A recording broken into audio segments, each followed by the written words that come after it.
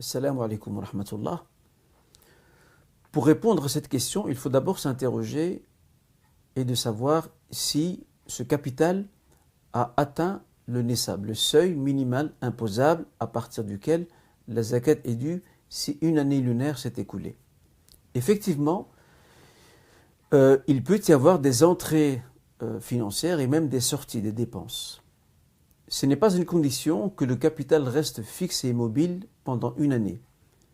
Bien évidemment, comme vous le savez, les montants que nous possédons fluctuent en fonction de ce que nous gagnons, de ce que nous recevons et de ce que nous dépensons également.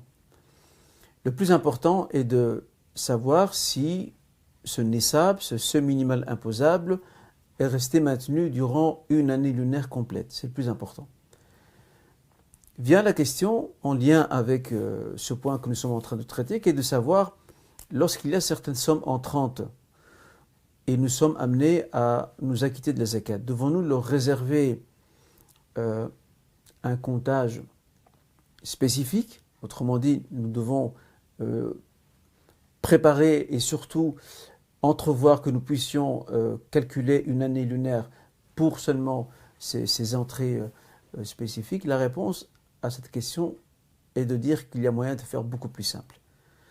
Ces sommes entrantes, les juristes appellent cela al-mal al-mustafad, des biens nouvellement acquis. La méthode la plus simple, c'est lorsque nous arrivons à la fin de l'année lunaire, même si entre-temps il y a de nouvelles entrées financières.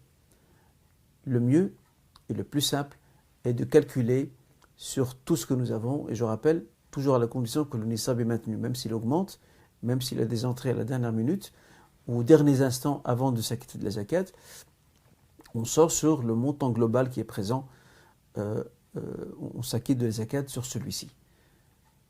C'est la façon la plus simple et la plus pratique, au lieu de prévoir des échéances différentes à chaque grosse entrée d'argent. Le fidèle risque de s'y perdre et il aura du mal à calculer, voire parfois même il peut aussi également oublier. Le plus simple est d'agir ainsi, et comme on le sait très bien, les prescriptions religieuses sont basées sur le principe de la facilitation et taysir.